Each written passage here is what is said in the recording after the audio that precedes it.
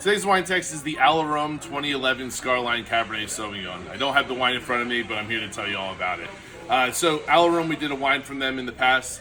Now this is actually a really cool Cabernet from a really cool vineyard, one of their most unique and most interesting vineyards within Washington. They call it Scarline because when you look at the vineyard, there's actually this kind of prominent shape that looks like a scar that cuts through the vineyards that breaks up the vines a little bit. It's actually pretty cool and interesting if you look up the pictures of it. So cooler climate, kind of higher altitude style Cabernet, kind of built in that Bordeaux-like red wine, which makes it pretty full-bodied, pretty tannic. And when it's youth, lots of red, black, and dark fruits happening all at the same time.